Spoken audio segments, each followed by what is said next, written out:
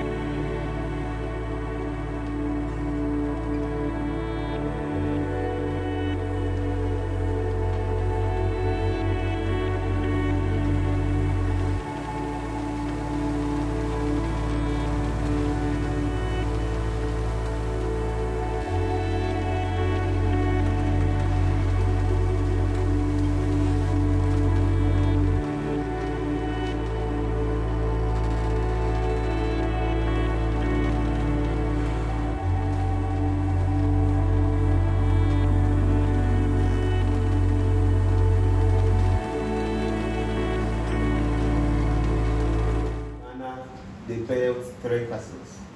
This one is the first one. The name is St. George's Castle or Elmina Castle. This castle was built by the Portuguese in 1482. According to the history, the Portuguese were the Europeans who came to this place first. They came here 1471. They were here to trade and also to spread Christianity. They were here for gold, ivory, spices, local textiles, and many more. And when the Portuguese were coming, they brought guns, gunpowder, tobacco, alcoholic beverages, even mirror. They brought mirror in exchange of gold from the locals. That is why they named this place Elmina. So Elmina means the mine. It is not the original name. But before the coming of the Portuguese, the original name used to be Anomansa. Anomansa. It's one of our languages. When you translate it into English, it's inexhaustible water, or water that does not get finished. Slave trade started in 1500, or in the early part of 16th century, and that began what is known as transatlantic slave trade. So the Portuguese, they spent 155 years here because the Europeans were also attacking themselves. Even history has it that Dutch initially attacked the Portuguese 2 times, and all the 2 attacks from seaward, from here. The first attack was in 1595. The Portuguese defeated them. They came back in 1625, still they were defeated. And as I said, all the 2 attacks were here. Now, when they were coming the 3rd time, some came from inland, others also from seaward. And in 1637, 29 August, they defeated the Portuguese, and then they took over the building. By 1807, British Parliament announced that they should abolish the trade. So they did that in 1807. And 1814, Dutch also abolished it. And when everything was over, Dutch sold this castle to the British in 1872. Even when you follow the history, Dutch and British swapped possessions. But British were having a fort in northern Sumatra in Indonesia.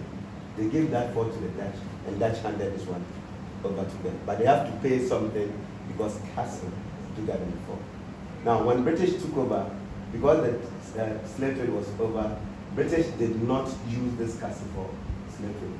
But when British took over, British used this castle as a sub-administrative center, not for slave trade.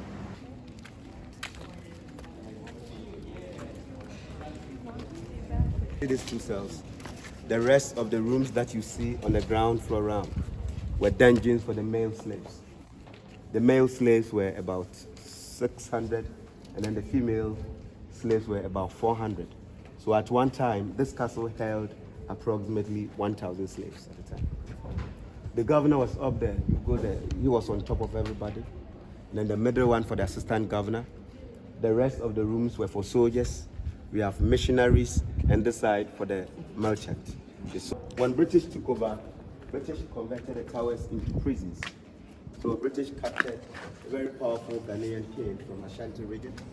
The name of the king is Prempeh I. Nana Akwesi Ajiman Prempeh, that's the full name. The king was here for 4 years. From here, he was sent to Freetown in Sierra Leone for 1 year, and later the king was exiled to Seychelles Island across the Indian Ocean. Same British also captured a queen mother. The name is Ya Asantua, a woman. She was a warrior. She led people to fight the British. So the woman was also imprisoned in this one for 1 year, and she was also exiled to Seychelles Island because they all resisted British rule.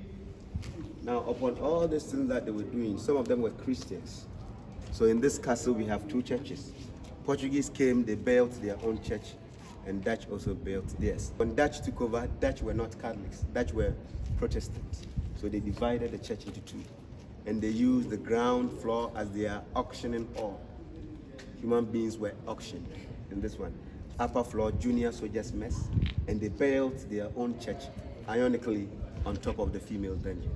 We call it Dutch Reformed Church or Protestant Church. And it's old, ancient Dutch. When Dutch were here, one of their governors died, so they wrote this to remember the governor. The governor is from Zeeland, which is one of the provinces in Netherlands. And he was the last director general over the north and south coasts of Africa. The governor arrived here on the 16th of January, 1758.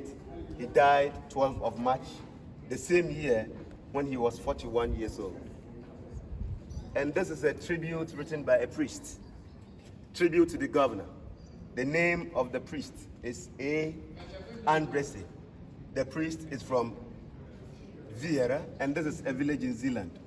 What the priest is saying is that when this governor was alive, he was very humble, he was honest, and God-fearing. That's what the priest is saying. God. Look, I believe some of them were not Christians. That's why we have these symbols.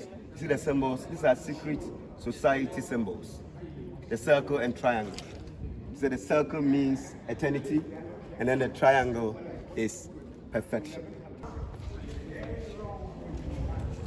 This is not the original floor. It has been tampered with. I will show you the original one. And look, slave exit to waiting boats.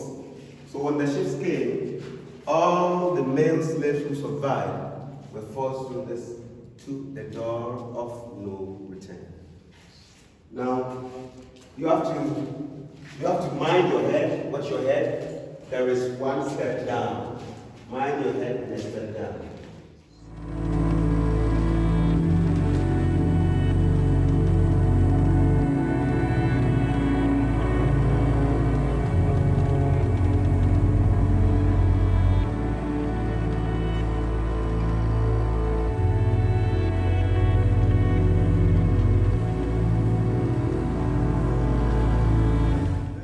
Female courtyard, and as I said, about 400 women were here, and the other side about 600 men. And when Europeans came, only the men came without their wives. So some of them were raping the women. So those who refused to be raped, those who tried to escape, Those who were fighting the masters to be released were brought here. So the person will be chained to the boss. Very heavy, you can't move. And you have to stand here whether there is rain or sunshine. So I think for the women, punishment came in the form of public humiliation. When they see that you are very, very weak, and then you'll be released. They did that just to put fear in the rest of the women in the dungeon. So anytime you are called to do something, quickly you have to obey. So that is the purpose of this one. All these are wooden bars. At that time, they were using these ones, iron bars. So there's no way a slave can escape. But because the castle is very close to the sea, the original ones are getting rusty. So all the bars have been replaced with wood. And the clothes that you see on the floor, these are not the original ones. There was a program here. It was held on 3rd July 2015. The title for the program is The Return of the Slaves. So many people came here, some from the States, some from Nigeria, Ivory Coast, Togo, Mali, so many places. They slept in this dungeon for one night just to have a feel of how the slaves felt when they were in the dungeon. So this is what they used to do. And what was the feedback? So Dutch built their own church, ironically, on top of this dungeon. So they were busily worshiping Almighty God. Human beings were being killed in the dungeon. So we have 2 churches. Let's continue.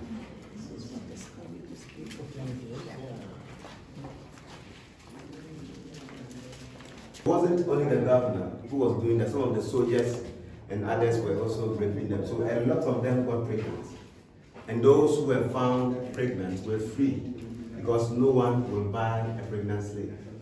But the slaves were not from Ghana alone. But Ghana was like a hub. Some of them from Nigeria, Ivory Coast, Mali. They built houses outside the castle for the pregnant women. Because when they gave birth, the children were light-skinned. So they saw the children to be their own. So they built houses for the pregnant children. They brought the children here. Those children were educated. They were not slaves. And according to the history, those children grew up and they felt superior over the indigenous people.